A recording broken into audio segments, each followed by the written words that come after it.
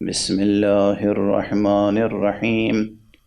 لو أنزلنا هذا القرآن على جبل لرأيته خاشعا متصدعا من خشية الله وتلك الأمثال نضربها للناس لعلهم يتفكرون. صدق الله العلي العظيم.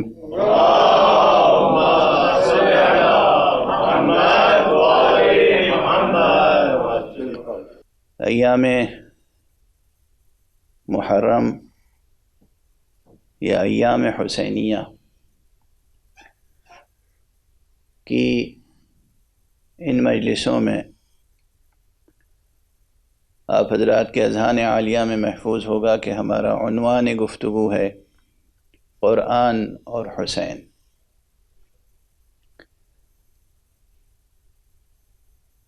متعدد بار عرض کیا میں نے آپ کے سامنے کہ یہ اس وقت کی ضرورت ہے،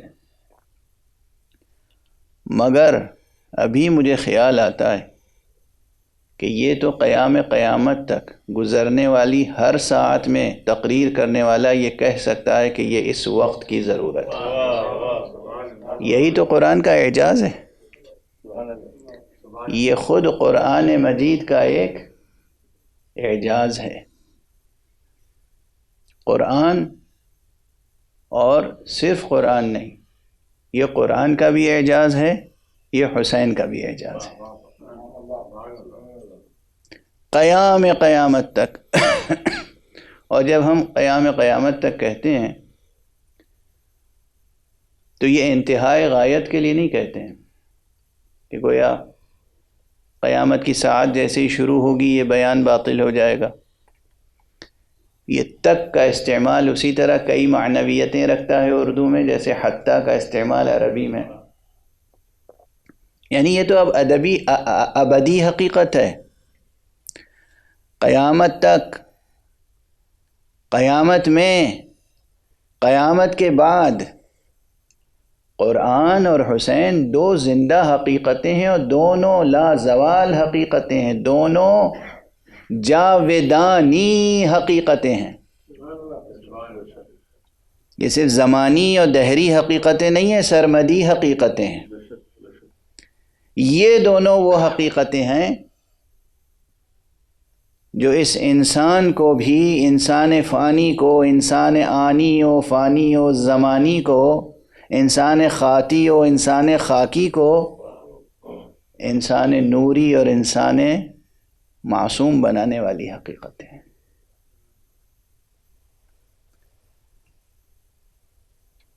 کل گفتگو اس منزل تک پہنچ گئی تھی کہ قرآن مجید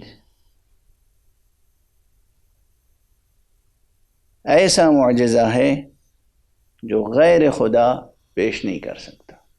میں نے قرآن مجید کی ایک آیت کی تلاوت کی تھی آپ کے سامنے کہ وَمَا كَانَ هَذَا الْقُرْآنُ أَن يُفْتَرَى مِن دُونِ اللَّهِ وَلَكِن تَصْدِيقَ الَّذِي بَيْنَ يَدَيْهِ وَتَفْصِيلَ الْكِتَابِ لَا رَيْبَ فِيهِ مِن رَبِّ الْعَالَمِينَ. اب میں آیت کی تلاوت کر کے آگے بڑھ جاتا ہوں، ورنہ ایک ایک آیت کے ایک ایک کلمے پہ گفتگو ہو تو عشرہ تمام ہو جائے. حوالہ دے کر آگے بڑھ رہا ہوں. اس ضمن میں اور اس سے قبل اور اس کے بعد میں نے مثال میں خود آپ کے جوہر سخن کی بات کی تھی. خود قرآن مجید کی ایک آیت میں یہ بات کہی گئی. سورہ مبارکہ ذاریات میں ہے غالباً، فَوَرَبِّ السَّمَاءِ وَالْأَرْضِ إِنَّهُ لَحَقٌّ مِثْلَ مَا أَنَّكُمْ تَنطِقُونَ. قسم ہے رب سما و ارض کی، آسمان اور زمین کے رب کی قسم ہے، یہ برحق ہے. إِنَّهُ لَحَقٌّ مِثْلَ مَا أَنَّكُمْ تَنطِقُونَ. جس طرح تم گفتگو کرتے ہو، یہ جو تمہارا نطق ہے مجھے افسوس کے ساتھ کہنا پڑتا ہے کہ اس آیت کی اتنی دل آویز طریقے سے مثال دی ہے نطق کی قرآن مجید نے کہ مفسرین کو جس طرح اس کا حق ادا کرنا چاہیے تھا ابھی تک حق ادا نہیں ہو سکا ہے، واقعاً حق ادا نہیں ہو سکا ہے۔ اور مفسرین کے مختلف اقوال کو سامنے رکھ کر میں یہ گزارش کر سکتا ہوں کہ اگر اس طرح غور کیجئے کہ شک کرنے والوں یا انکار کرنے والوں، جہالت کی بنیاد پر انکار کرنے والوں یا دانستہ انکار کرنے والوں، انکار کرنے والوں کی قسمیں ہوتی ہیں اور شک کرنے والوں کی بھی قسمیں ہوتی ہیں، شبہات پیدا کرنے والوں کی قسمیں ہوتی ہیں۔ کچھ وہ ہیں جو واقعاً جاہل ہیں، نادان ہیں، جہل و نادانی کی بنا پہ انکار کرتے ہیں۔ جہل و نادانی، علم کی کمی کی بنیاد پر شکوک پیدا ہو جاتے ہیں، شبہات پیدا ہو جاتے ہیں۔ اصلا شک کے معنی ہی جہل کے ہیں۔ شک کے کیا معنی ہے؟ شک کے معنی جہل۔ فرق ہے لفظ جہل میں اور لفظ شک میں تو اتنا، عموماً لوگ کہہ دیتے ہیں مجھے اس بارے میں شک ہے، اور اس میں کوئی اپنی ذلت نہیں محسوس کرتے۔ اگر وہ یہ کہیں کہ میں جاہل ہوں اس معاملے میں تو بڑی توہین محسوس کریں گے، حالانکہ معنی وہی ہیں۔ شک کے معنی کیا ہیں؟ اب یہ تو آپ حضرات کے سامنے وہ اصول کی ابتدائی کلاسوں میں بیان کرتے ہیں اس طریقے سے، یا منطق کی ابتدائی کلاسوں میں، کہ 100% کسی چیز کا علم ہو آپ کو تو اسے کہتے ہیں علم یا یقین، اور اگر 50% ایک طرف خیال جا رہا ہو اور 50% دوسری طرف، 50% پازیٹیو سائڈ میں، 50% نیگیٹو سائڈ میں، تو رزلٹ کیا ہوگا؟ 100% ہوگا یا زیرو؟ واضح ہے، زیرو ہی تو ہوگا۔ تو اگر کوئی شخص کہہ رہا ہے کہ اس حقیقت کے بارے میں مجھے شک ہے، یعنی جہل ہے، نہ ہاں کہہ سکتے ہیں نہ کہہ سکتے ہیں، تو شک یعنی جہل۔ اگر یہ 50% سے زیادہ ہے، 51 سے لے کر اور 99 تک، اسے کہتے ہیں ظن اصطلاح میں۔ میں اس بات کا ظن رکھتا ہوں، یعنی میں اس بات کا گمان رکھتا ہوں، خیال رکھتا ہوں کہ یہ اس طرح سے ہے، لیکن ظن کہہ رہے ہیں جب تک اس کے معنی ہے کہ 100% یقین نہیں ہے۔ بہرحال یہ تو ضمنی طور پہ بات آ گئی۔ اسلام کو نہ ظن پسند ہے اور نہ شک۔ اسلام علم کی دعوت دیتا ہے، علم اور یقین، علم اور یقین۔ اللہ اکبر، ایک جملے میں بات کہاں سے کہاں چلی جاتی ہے۔ جس چیز کو آپ حضرات، عموماً انسان، آپ حضرات کو تو میں نہیں کہوں گا، جو لوگ سرشار ہیں بادئ معرفت قرآنی سے، جو لوگ مست بادئ غدیر ہیں،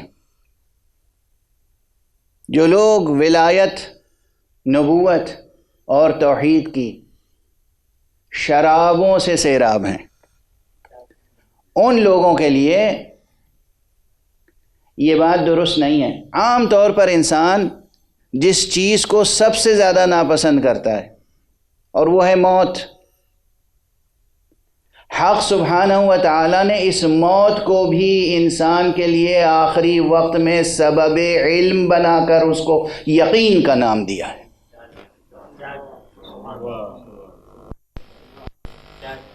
قرآن مجید میں موت کا نام یقین ہے۔ اپنے رب کی عبادت کرو کب تک؟ حتیٰ یأتیک الیقین۔ یہ حتیٰ یأتیک الیقین، یقین سے کیا مراد ہے؟ مفسرین کہتے ہیں مراد ہے موت۔ موت کو یقین کس لیے کہہ رہے ہیں؟ بظاہر تو جو کچھ دنیا میں علم حاصل کیا تھا وہ بھی موت کے ساتھ ختم ہو جاتا ہے۔ قرآن کہے گا یہ تمہارا مادی نظریہ ہے، دنیاوی نظریہ ہے، ظاہری نظریہ ہے۔ وہ پروردگار جو خالق حیات و موت ہے وہ یہ بتانا چاہتا ہے کہ تمہاری روح کا سفر اس بدن کی موت کے ساتھ ختم نہیں ہو جاتا، بلکہ روح باقی رہتی ہے، اور علم چونکہ وہ مقولہ ہے جس کا تعلق بدن سے نہیں روح سے ہے، اس لیے روح جب باقی ہے تو وہ ماورائی حقیقتوں کو موت کے وقت دیکھتی ہے اور یقین حاصل کر لیتی ہے۔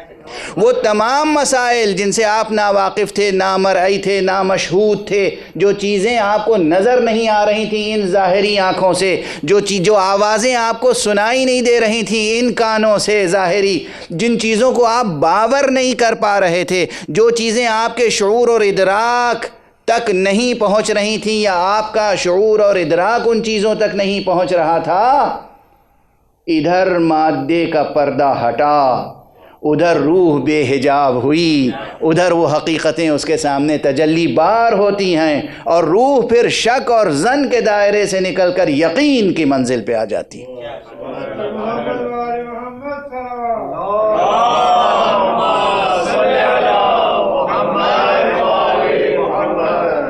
تو بہرحال یہ ہے لطف پروردگار، یہ ہے اس خدا کی قسم اس کائنات کے اسرار پر کتنی گفتگو کی جا سکتی ہے۔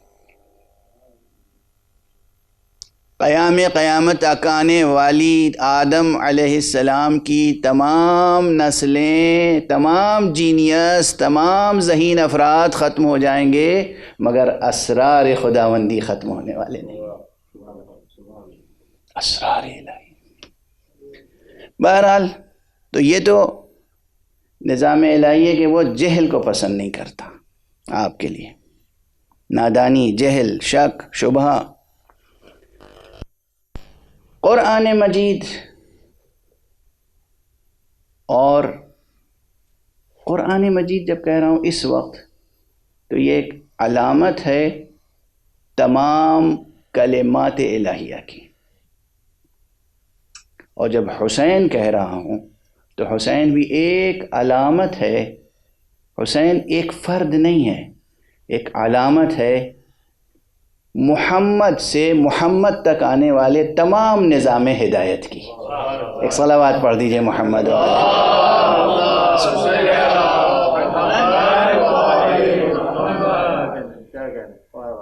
وہ محمد جو اس وقت بھی نبی تھے جب آدم آب و گل کے درمیان تھے، وہ محمد جو خاتم النبیین بن کر آئے، وہ محمد جو خاتم اوصیاء بن کے آئیں گے، اس پورے نورانی روحانی معصوم سلسلہ ہدایت کی ایک بڑی علامت ہے حسین۔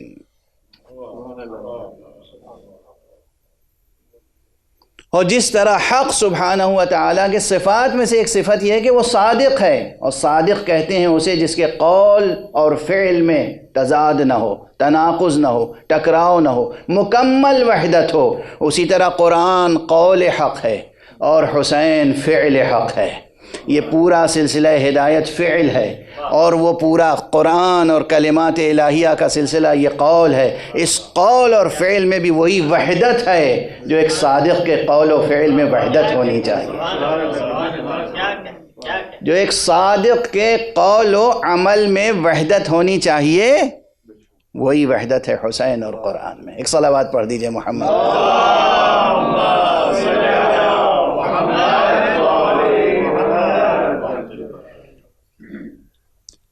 ٹھہر کر ذرا، چونکہ زیادہ توجہ ہمیں کسی سبب سے قرآن مجید سے متعلق مباحث پر دینی ہے، تو میں عرض کرتا چلوں کہ قرآن مجید کے اعجاز کے پہلو پر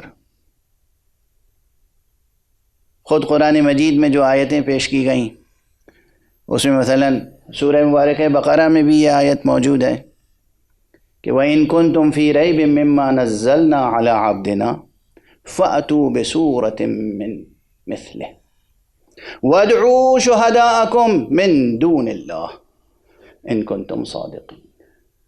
اگر تمہیں اس کلام میں شک ہے، ان کنتم فی ریب، ریب شک، تو پھر لے آؤ کوئی ایک ہی سورہ لے آؤ، اور اس کے ساتھ خدا کے علاوہ کسی اور کو لے آؤ اپنا حامی و ناصر و مددگار اور گواہ بنا کر، من دون اللہ، خدا کے علاوہ۔ یہ میں روزانہ ایک دو مثالیں عرض کر رہا ہوں کہ خود قرآن مجید میں ان تمام اعتراضات کا جواب پہلے سے دیا جا چکا ہے۔ اب پھر تجزیے اور تحلیل کی منزل میں ہم آئیں کہ قرآن مجید تحدی ہے، معجزہ ہے، چیلنج ہے، کس کے لیے؟ افسوس یہ ہے کہ بہت سے علماء، عرب علماء اس بات پر مصر ہیں کہ قرآن کا راز معجزہ ہونے کا مضمر ہے اور منحصر ہے اس کی عربیت میں، فصاحت و بلاغت میں۔ معجزہ بیان ہے، معجزہ فصاحت ہے، معجزہ بلاغت ہے۔ مجھے سخت اختلاف ہے اس سے۔ بزرگ علماء ہیں، میں کیا اب نام کس کے گناؤں، قدماء سے لے کر اس دور کے علماء تک، لیکن دوسرے طرف یہ رائے رکھنے والے بھی ہیں کہ قرآن مجید کی شان فصاحت و بلاغت معجزہ ضرور ہے، مگر قرآن مجید کی کل شان اعجاز اس کی فصاحت و بلاغت میں مضمر نہیں ہے۔ یہاں جو وجداناً بعض باتیں کہی جا سکتی ہیں جو عام حضرات کی بھی سمجھ میں آ جائیں اور علمی اصطلاحوں میں وہ علم کلام کی کتابوں میں بھی درج کی جا سکتی ہیں، وہ یہ ہیں کہ ایک طرف ہمارا مسلمہ عقیدہ یہ ہے کہ رسول خاتم صلی اللہ علیہ وآلہ وسلم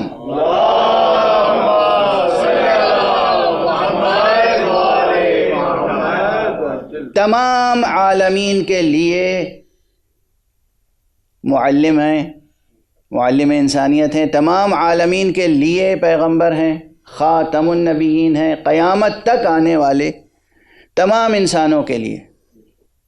اور یہ معلوم ہے بالبداہہ، سامنے کی بات ہے، وجداناً قیامت تک آنے والے تمام عالمین میں جتنے انسان ہیں سب کی زبان عربی نہیں ہے۔ تو اگر پیغمبر کی حجت صرف ان لوگوں پر تمام ہوتی ہے جو عربی زبان بولنے والے ہیں، تو یہ کافی نہیں ہے ان لوگوں کے لیے جو عربی زبان نہیں بولتے، جن کی مادری زبان عربی نہیں ہے، جن کی علمی زبان عربی نہیں ہے، جن کی فکری زبان عربی نہیں ہے۔ فرینچ، جرمن، انگلش، لیٹن، دنیا کی سینکڑوں زبانیں، ایک شخص جو اس زبان میں پیدا ہوا اگر اس پر مقام ختم نبوت کا اعجاز ظاہر نہیں ہوتا تو اس پہ حجت کیسے تمام ہوگی؟ واضح ہے۔ میں اس کے سامنے کہوں کہ میں مطمئن ہوں میرے لیے یہ معجزہ ہے، وہ کہے گا آپ کے لیے یہ معجزہ ہے، میرے لیے کیا ہے؟ اس کے معنی یہ ہے کہ مقام ختم نبوت کا اعجاز، چیلنج، تحدی کرۂ ارض پر پائے جانے والے اور پیدا ہونے والے ایک ایک فرد پر تمام ہونی چاہیے۔ توجہ رکھیے گا اور ہمارے آپ جب تک یہ نہیں ہوگا حجت تمام نہیں ہوگی۔ جب تک حجت تمام نہیں ہوگی یہ شخص، یہ مکلف، یہ انسان حضور حق میں عذر پیش کر سکتا ہے۔ اللہ سبحانہ و تعالیٰ کسی کو کہے گا اسے شرک کے الزام میں جہنم میں ڈال دو، اسے کفر کے الزام میں جہنم میں ڈال دو، اسے گناہوں کے الزام میں کے جرم میں جہنم میں ڈال دو، وہ کہے گا کہ مجھ پر حجت تمام نہیں ہوئی تھی، مجھے نہیں معلوم تھا میں یہ جو کام کر رہا ہوں حلال ہے یا حرام، مجھے نہیں معلوم تھا کہ یہ دلائل توحید کیا ہیں، مجھے نہیں معلوم تھا دلائل نبوت کیا ہیں۔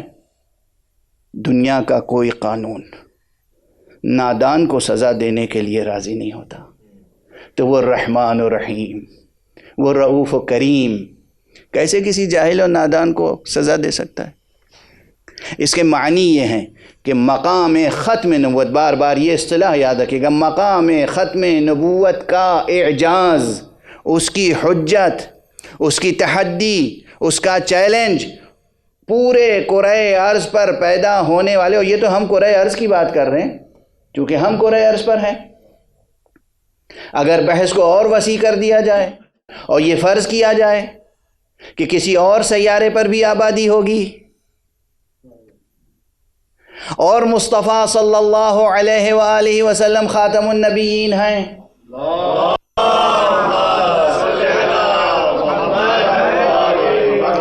رحمت عالمین ہیں، اور عالمین کو اس وسیع مفہوم میں لیا جائے جو 21ویں صدی کے مطابق ہے۔ غور فرما رہے ہیں آپ؟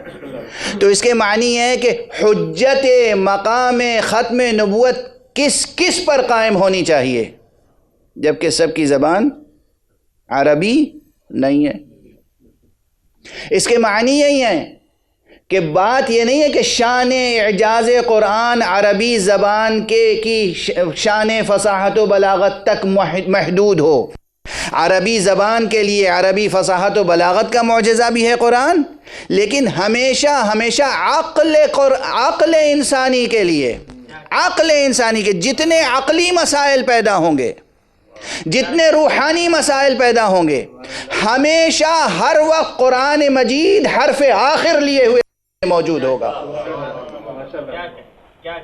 اور فرما رہے ہیں آپ، یہ شان اعجاز قرآن، کیا سمجھ رکھا ہے لوگوں نے قرآن مجید کو؟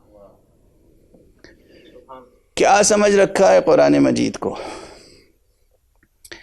ایک لطیف سی بات اور ہے، ایک بلند صلوات پڑھیں تو عرض کروں آپ کے ساتھ۔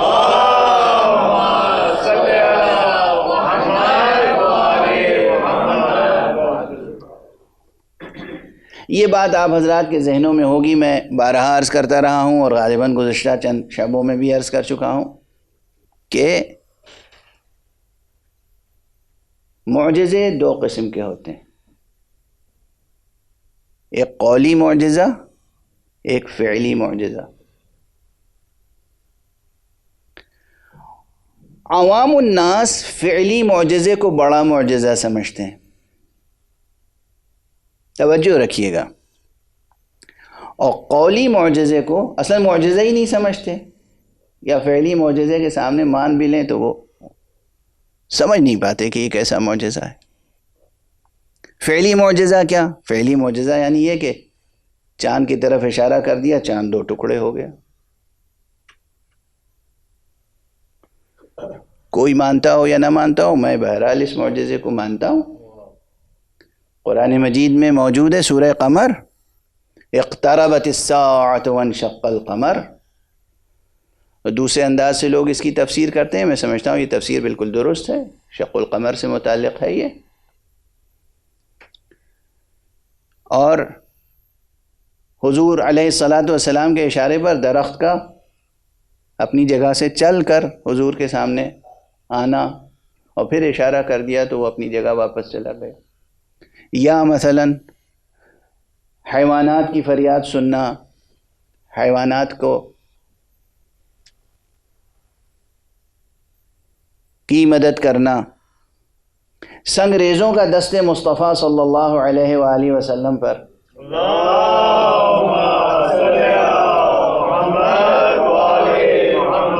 کلام کرنا، یہ سب معجزات ہیں، تواتر سے ہیں۔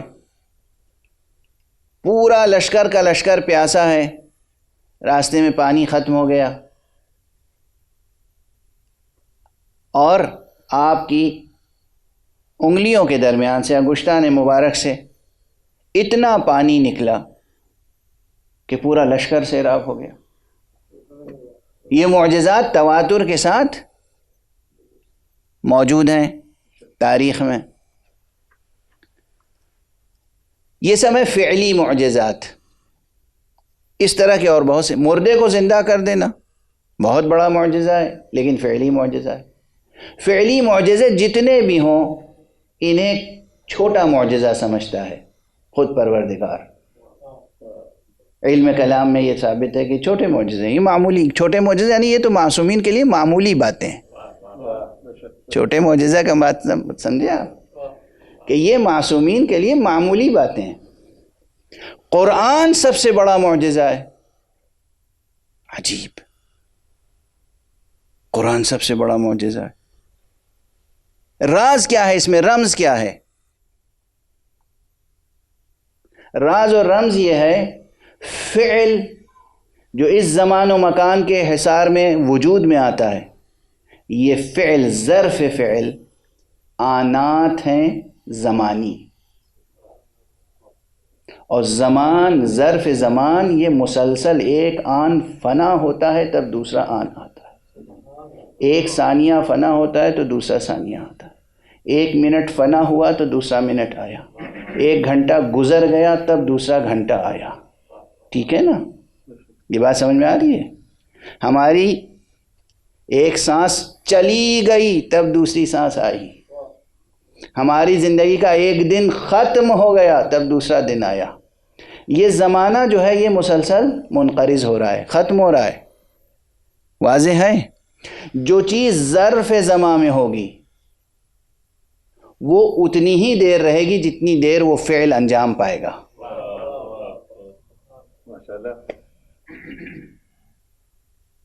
اور جب وہ فعل ختم ہوا تو اب وہ باقی نہیں رہ سکتا.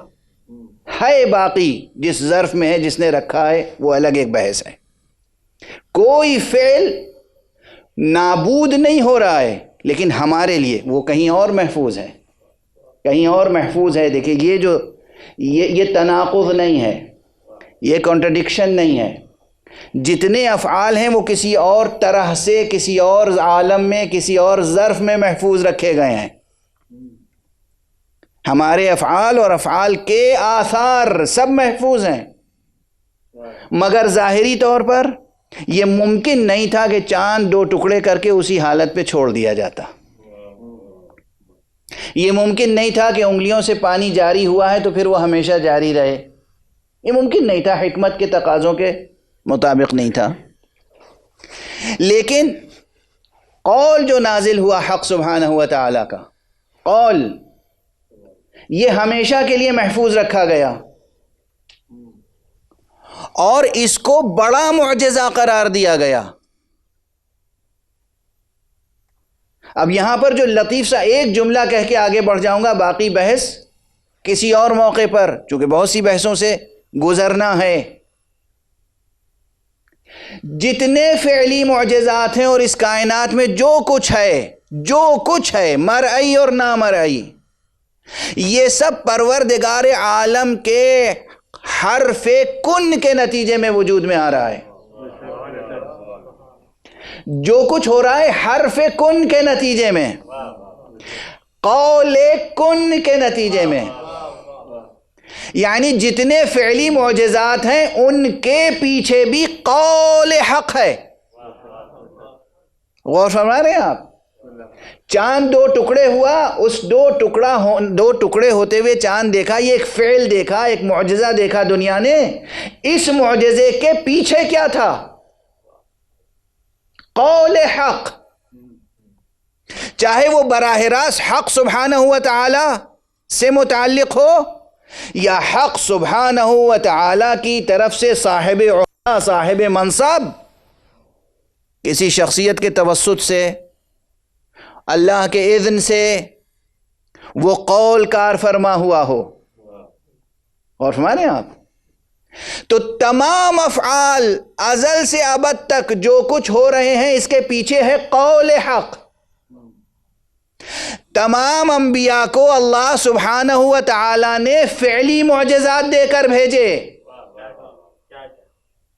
مصطفیٰ صلی اللہ علیہ وآلہ وسلم کو قول دے کر بھیجا.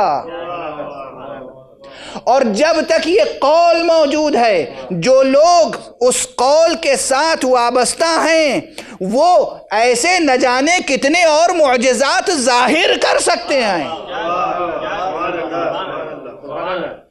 ایک صلوات پڑھ دیجئے محمد و آلہ.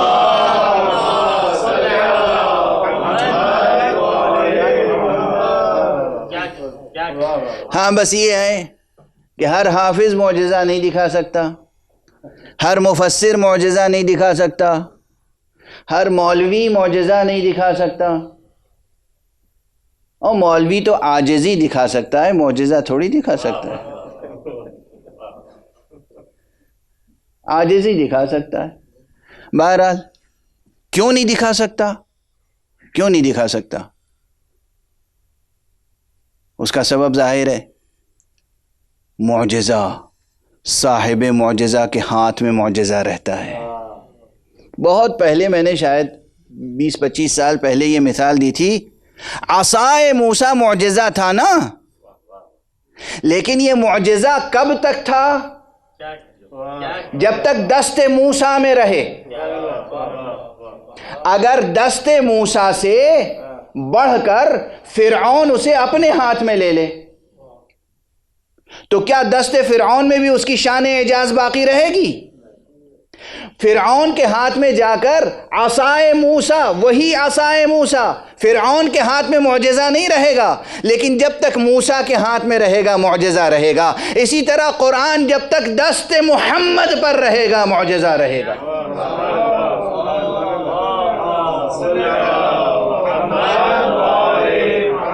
ابھی بات بہت ادھوری اور بہت تشنا ہے، اگر یہیں رک جاؤں تو بہت سے اعتراضات وارد ہوں گے۔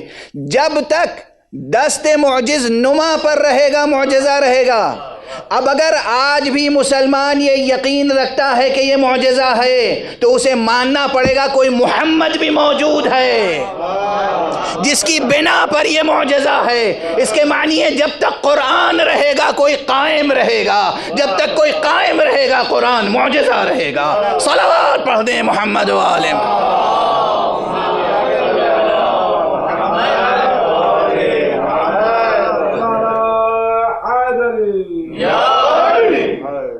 قرآن معجزہ ہے، قرآن کی شان اعجاز، قرآن کی شان اعجاز ازلی ہے، ابدی ہے۔ قرآن معجزہ تھا، معجزہ ہے، معجزہ رہے گا۔ اور ہاں، اس سے پہلے عرض کر چکا اس کے کچھ کرامات غیر معصوم، غیر امام، غیر نبی کے ذریعے سے بھی ظاہر ہو سکتے ہیں، وہ کرامات ہیں۔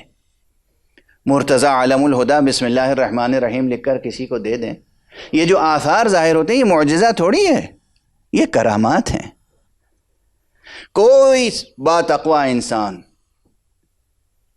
کوئی صادق اللہجہ انسان، کوئی ایسا انسان جو رزق حلال اور صدق مقال کا پابند ہو، وہ قرآن مجید کا ایک سورہ پڑھ کر کسی بیمار پہ دم کر دے، شفا حاصل ہو جائے گی۔ یہ کرامت ہے۔ یہ کرامت بھی ظاہر اس لیے ہو رہی ہے کہ صاحب اعجاز موجود ہے۔ اگر صاحب اعجاز موجود نہ ہوتا تو اس متقی شخص کے ہاتھوں سے بھی کرامت کا اظہار ممکن نہ ہوتا۔ اور ہمارے ہاں اب یہ پیچیدہ بحثیں ہیں، تہ در تہ بحثیں ہیں، شاید علم کلام کی عام کتابوں میں ان مسائل پر تفصیل سے گفتگو بھی نہیں ہوئی ہے، نہیں ہوئی ہے ان مسائل پر تفصیل سے گفتگو۔ جس زاویے سے اس وقت آپ کے سامنے گزارش کیا میں نے، قرآن معجزہ ہے، زندہ معجزہ ہے، اور ایسا معجزہ ہے کہ جس کے ذریعے سے کرامتیں اور معجزات ظاہر ہو سکتے ہیں۔ لیکن اس کا راز یہی ہے کہ صاحب کلام بھی زندہ ہے اور جس کے سپرد کیا ہے کلام وہ بھی زندہ ہے۔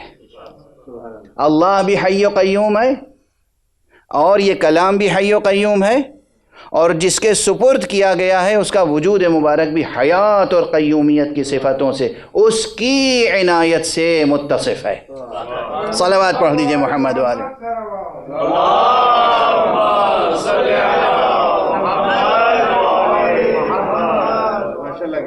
یہ وہ فراز گفتگو ہے، یہ وہ فراز گفتگو ہے جس میں اگر غور کریں حضرات تو اس میں دعوت بھی ہے۔ دیکھیں تو صحیح قرآن مجید پڑھ کر، آئینہ قلب صاف ہو، آئینہ ذہن پاک ہو، حق سبحانہ و تعالی، کوئی کسی بھی نام سے پکارتا ہو خدا کو، کوئی گاڈ کہتا ہو، کوئی ایشور کہتا ہو، کوئی اللہ کہتا ہو، کوئی خدا کہتا ہو، اصطلاحاً مسلمان ہو یا نہ ہو، ایک ارادہ اور نیت شرط ہے، اس کے اندر طلب حق ہو، حق کو جاننا چاہتا ہو، سچ تک پہنچنا چاہتا ہو، اور اس کے بعد وہ قرآن مجید کو پڑھے، ممکن نہیں ہے کہ اس کے اوپر حجت تمام نہ ہو جائے. اور یہاں عربی زبان کا جاننا نہ جاننا مسئلہ نہیں ہے. اور فرمائیں آپ عربی زبان کا جاننا شرط نہیں ہے. اب میں عرض کر رہا ہوں قرآن مجید کا کوئی ترجمہ بھی پڑھ لے، لیکن اگر ارادہ اس کا، دیکھیے یہاں مسئلہ کیا ہے، ارادہ اس کا سچا ہو، طلب دل میں حق کی ہو، حقیقت کو جاننا چاہتا ہو، پہلے سے کوئی تعصب کی عینک نہ لگی ہوئی ہو، پہلے سے وہ نیت میں کوئی خلل نہ ہو، کوئی کھوٹ نہ ہو نیت میں، وہ واقعاً سچائی تک پہنچنا چاہتا ہو، تو ممکن نہیں ہے کہ قرآن مجید سے توسل کرے، قرآن مجید سے ہدایت حاصل کرنا چاہے اور نہ ملے اسے ہدایت. ممکن نہیں ہے. یہ خود چیلنج ہے میرا. اور آج اس وقت جس وقت ہم سانس لے رہے ہیں، اس وقت 21ویں صدی کے اس مرحلے میں جب ہمارے ہندوستان میں قرآن مجید کے تعلق سے نہ جانے کس طرح کی باتیں کی جا رہی ہیں، ذرا پورے گلوب کی خبر لیں. امریکہ میں، کینیڈا میں، آسٹریلیا میں، افریقہ میں، یورپ میں، چین میں، کہاں کہاں کتنے افراد ایسے ہیں جنہوں نے قرآن مجید کا ترجمہ ہی پڑھا اور دل پہ ایسی تجلی حق کی ہوئی کہ مشرف بہ اسلام ہو گئے. آپ اٹھا کر دیکھیں انٹرنیٹ پہ کتنی تفصیلیں موجود ہیں. ہاں اعتراضات کرنے والے بھی موجود ہیں، قرآن مجید کے خلاف بولنے والے بھی موجود ہیں، مگر وہ بھی موجود ہیں جو پڑھے لکھے دانشور، doctor, physician, engineer, philosopher, thinker, educationist, computer science کے ماہر، لیکن دل میں اگر طلب تھی حق کی اور ارادہ سچا تھا تو انہیں ہدایت ملی. شرط یہ ہے کہ دل کی نیت درست ہو. تو قرآن مجید ہمیشہ ہر فرد پر، کوئی کسی بھی فیلڈ کا ہو، اس کی سطح ذہنی پر، اس کی سطح علمی پر پہنچ کر قرآن مجید گفتگو کرتا ہے اور حجت تمام کرتا ہے. ایک ارشاد گرامی قرآن ناطق امیر المومنین علی ابن ابی طالب علیہ الصلاۃ والسلام کا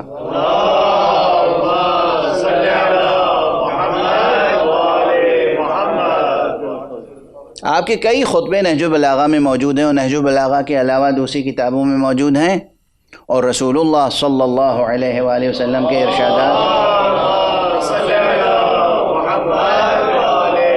تو موجود ہیں ہی قرآن مجید کی عظمت اور اس کی خصوصیتوں کے تعلق سے.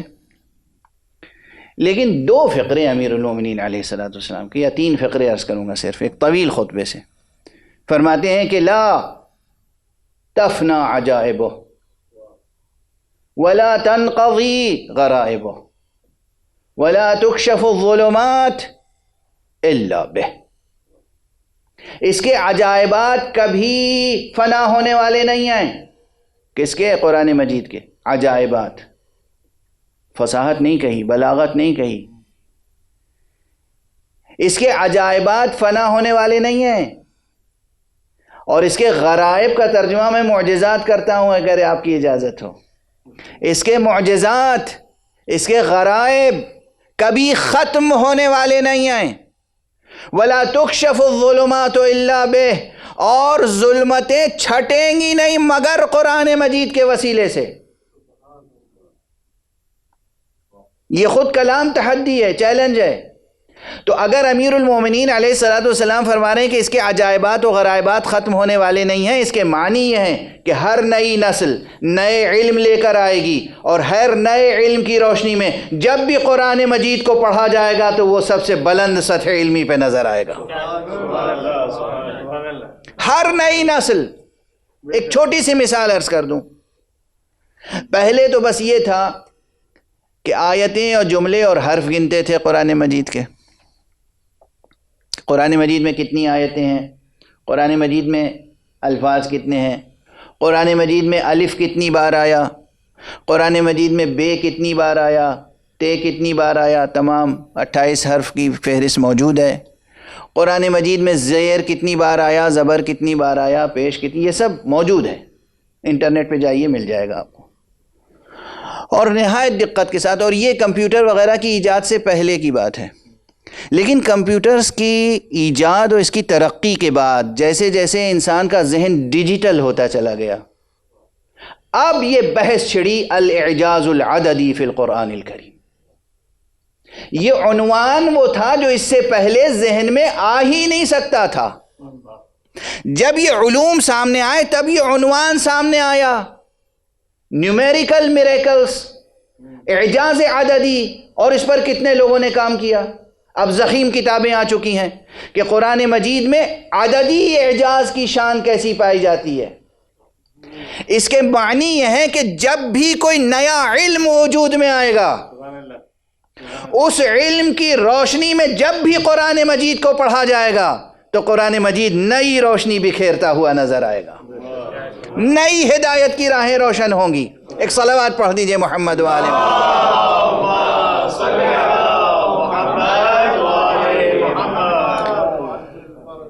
یہ قرآن۔ آپ قرآن مجید کو عربی زبان کی صرف ایک فصیح و بلیغ اور ایک اچھی کتاب و عظیم کتاب کی حیثیت سے نہ دیکھیں، وہ بات جو کہی گئی، نور مشیت سے جو عبارت لکھی گئی، قلم مشیت سے جو عبارت لکھی گئی، جو بات کہی گئی، لفظ سے معنی تک اور معنی سے لفظ تک، قرآن مجید اپنی ہر سطح وجود پر معجزہ ہے۔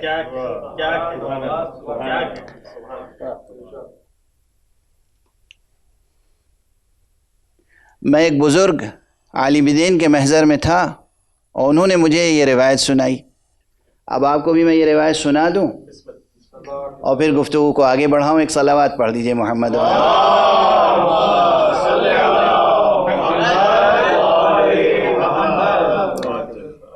وہ مجھے فرما رہے تھے کہ تمہیں معلوم ہے کہ مولا امیر المومنین علیہ السلام نے کتنی بار سلونی سلونی کہا ہے؟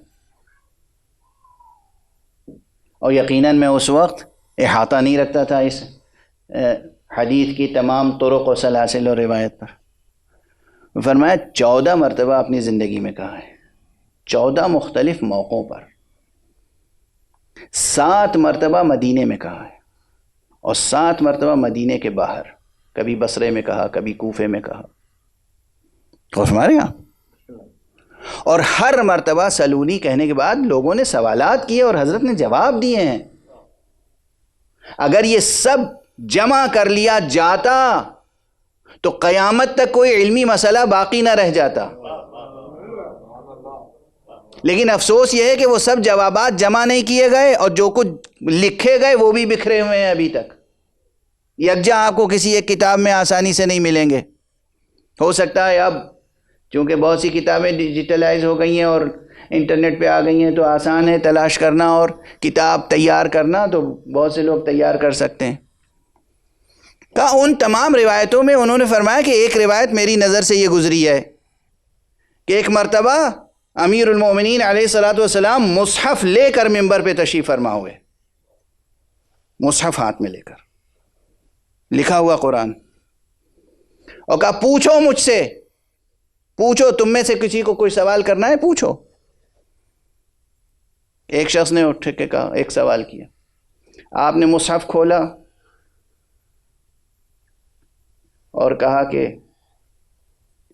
اس سائل کا جواب دو، مگر کوئی آواز بلند نہ ہوئی۔ جس طرح انہوں نے روایت سنائی مجھے وہ عرض کر رہا ہوں۔ دوسرے نے اٹھ کے سوال کیا، کہا جواب دو،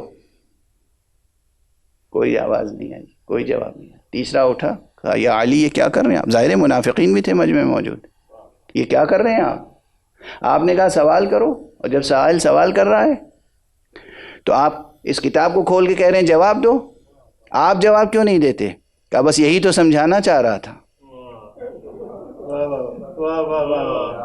اب تم خود اس نتیجے پہ پہنچ گئے کہ تم سوال کرو گے تو یہ قرآن تمہیں جواب اس طرح نہیں دے سکتا جس طرح یہ علی ابن ابی طالب جواب دے سکتا ہے، اس لیے کہ اصل میں ہوں قرآن ناطق۔ صلوات پڑھ دیں محمد و آل محمد۔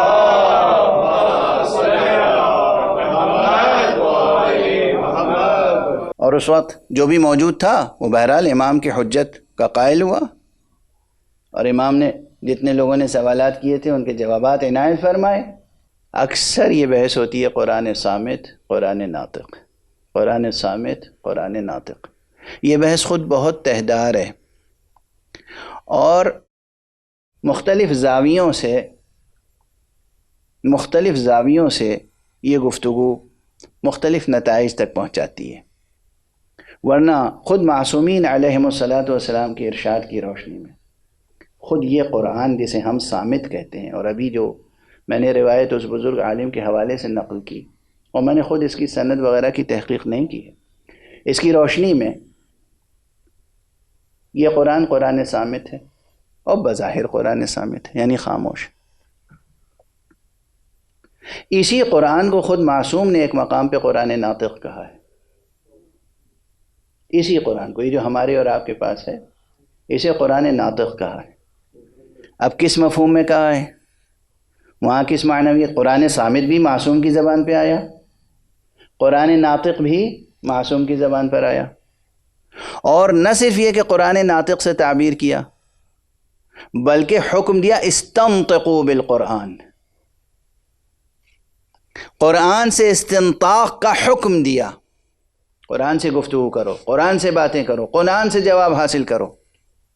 تو کیا یہاں تناقض ہے، کانٹرڈکشن ہے، آپ کی عام اصطلاح میں تضاد ہے؟ نہیں، دونوں باتیں اپنی اپنی جگہ اپنے اپنے زاویے سے درست ہیں۔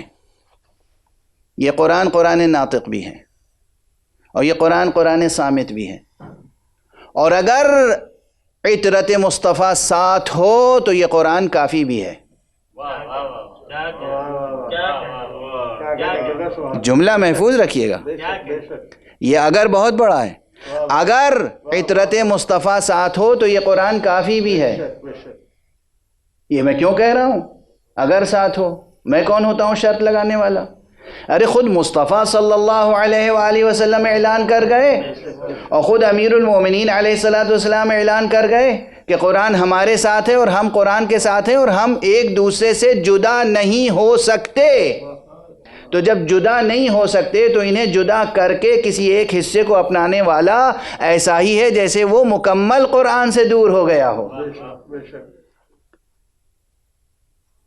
لیکن یہ تمام باتیں اپنے پیش نظر رکھتے ہوئے اس فقیر کا یہ جملہ ایک بس سن لیں، اور بات باب مصائب میں داخل ہو جائے گی۔ اگر آپ سے کوئی پوچھے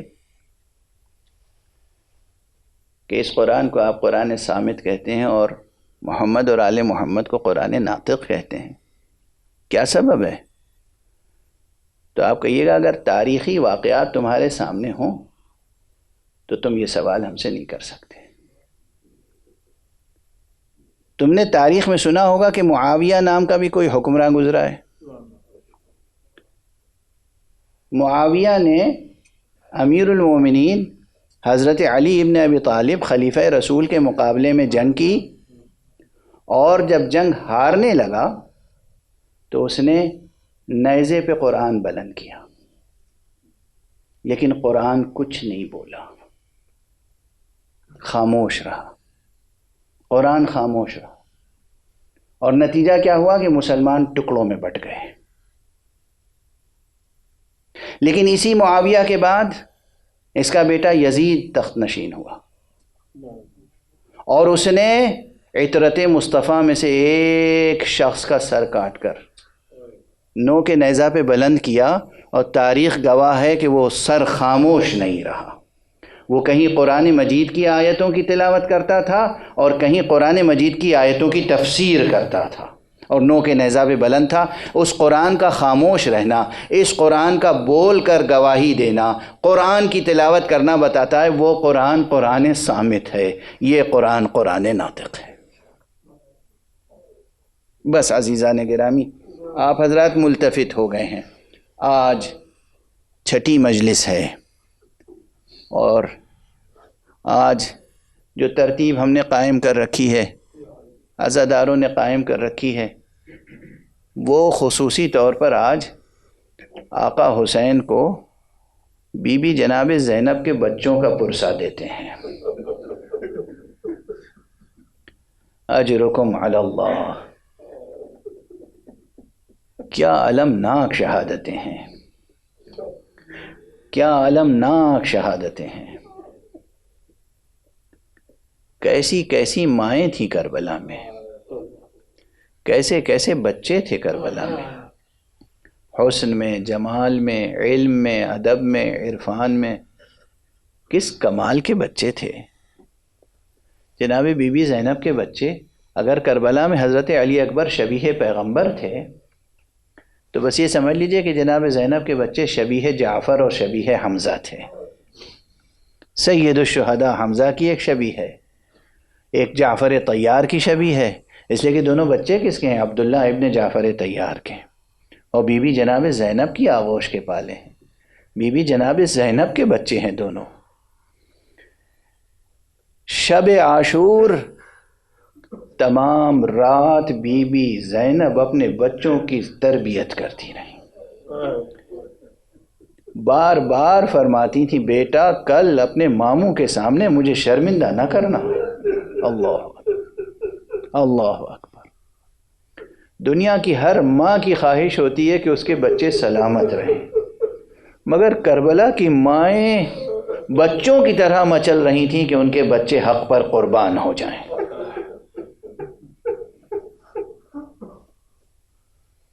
کربلا کن کن جہاد سے کربلا معجزہ ہے، کربلا کن کن جہاد سے معجزہ ہے. بڑوں کے لیے بھی درس عمل ہے، بوڑھوں کے لیے بھی درس عمل ہے، جوانوں کے لیے بھی درس عمل ہے، بچوں کے لیے بھی درس عمل ہے، خواتین کے لیے بھی درس عمل ہے.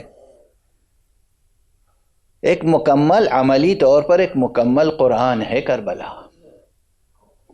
سب کے لیے درس عمل، تمام احکام کا جامع، تمام احکام شریعت پہ روشنی ڈالنے والا واقعہ ہے یہ واقعہ کربلا. یہ الگ ایک موضوع ہے. کربلا کا فقہی مطالعہ کوئی کرنا چاہے تو کرے اس عنوان سے.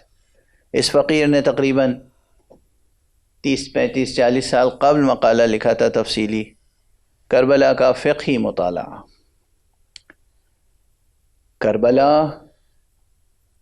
کربلا میں خاص طور پر سرکار سید الشہداء کے قافلے میں کاروان شہادت میں 9 مائیں تھیں جن کے بچے کربلا میں شہید ہوئے.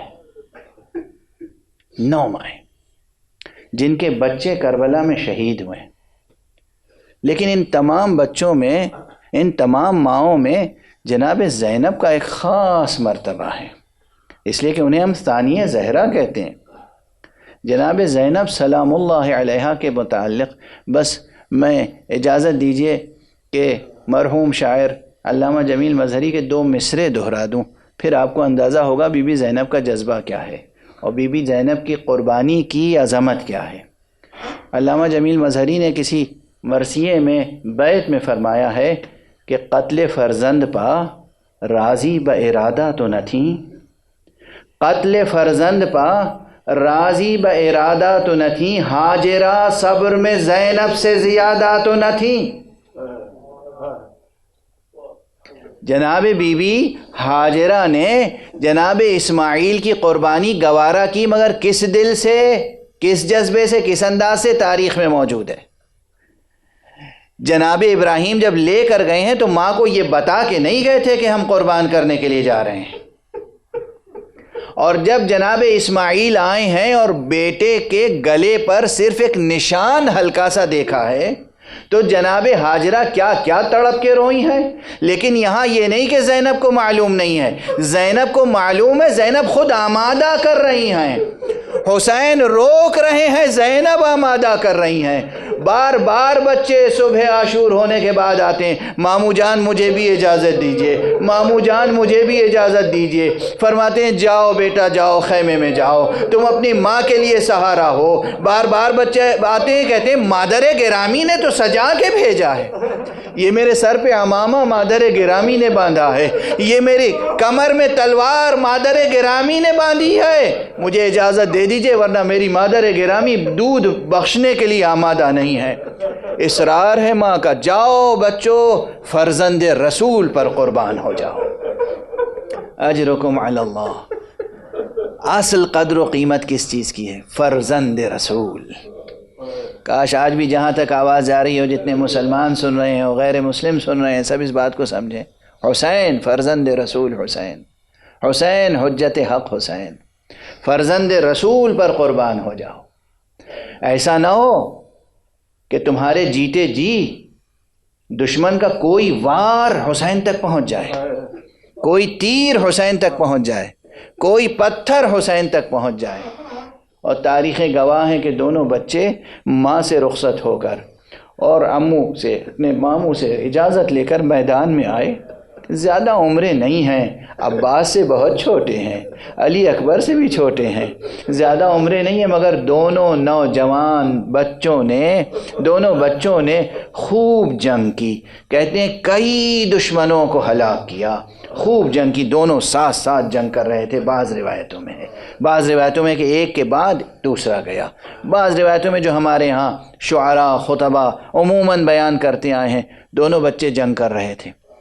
یہ تحقیقی موضوع ہے، مقام تحقیق پر گزارش کروں گا، لیکن جو اصل واقعہ ہوا، ایک مرتبہ جنگ کرتے کرتے شامی لشکریوں نے دونوں بچوں کو علیحدہ علیحدہ گھیر لیا، دونوں ایک دوسرے سے دور ہو گئے، بیچ میں ایک فوج کا ریلا آ گیا، ایک نے ادھر حلقہ کیا، ایک نے ادھر حلقہ کیا، اور اب اس کے ہاتھ میں جو اسلحہ تھا وہ انہی بچوں کے اوپر استعمال ہو رہا تھا، نیزے، تیر، تلواریں برسنے لگیں۔ دونوں ہاشمی بچوں نے، حضرت جعفر طیار کے دونوں پوتوں نے، عبداللہ ابن جعفر طیار کے دونوں بچوں نے، زینب کے دونوں بچوں نے خوب داد جہاد دیا، خوب داد شجاعت دی، خوب جہاد کیا۔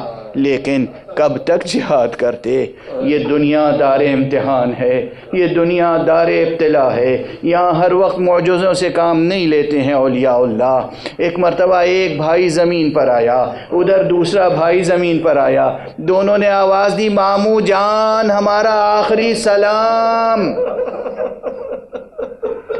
آقا حسین میدان کربلا میں آئے۔ بس آپ ہر ذاکر سے سنتے ہیں، مگر جب تک اس فقرے کو ادا نہ کر لیا جائے، اپنی بھر تک بھی زینب کو پرسہ دینے کا حق ادا نہیں ہو سکتا۔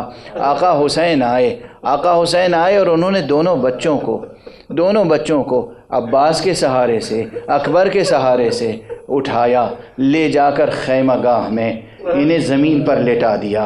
اور ایک عجیب و غریب کیفیت یہ تھی، جب بھی کوئی بنی ہاشم کا بچہ، بنی ہاشم کا جوان شہید ہوتا تھا، لاشا آتا تھا، استقبال کے لیے سب سے آگے زینب ہوتی تھیں، لیکن جب خود جناب زینب کے بچے آئے، جناب زینب وہاں موجود نہیں تھی۔ جناب امام حسین نے بچوں کو زمین پہ لٹایا، پوچھ رہے ہیں کہاں ہے میری زینب، کہاں ہے میری زینب، کہاں ہے؟ میں کم سے کم زینب کو یہ تو کہہ دوں، اے بہن زینب تمہاری قربانی بارگاہ الہی میں قبول ہو گئی۔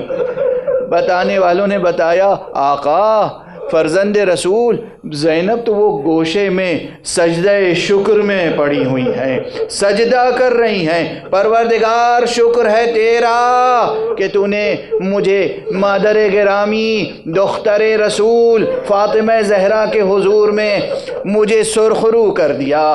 عزیزان گرامی، میرے برادر معظم حضرت حجت الاسلام والمسلمین علامہ سید ذوالقدر صاحب تشریف فرمائیں، پروردگار ان کی توفیقات میں اضافہ فرمائے، ان کا سایہ برقرار رکھے۔ بہت پہلے انہوں نے اپنے استاد بزرگوار کی روایت سے یہ روایت پڑھی تھی کربلا معلیٰ میں ان کی موجودگی میں ان سے یہ روایت نقل کر رہا ہوں۔ عزیزان گرامی، آپ سے برداشت نہ ہوگا، یقیناً تڑپ تڑپ کے آپ پرسہ دیں گے۔ آقا حسین نے بار بار بی بی زینب کو پکارا اور اس کے بعد دونوں بچوں کے درمیان خود زمین پر لیٹ گئے،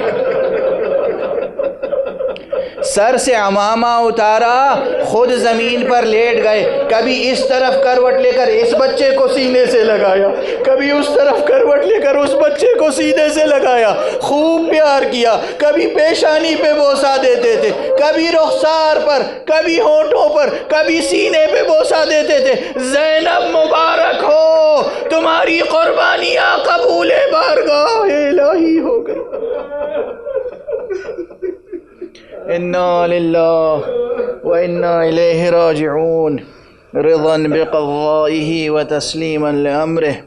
پروردگار ہمیں علوم قرآن اور معارف اہل بیت سے آشنا فرما۔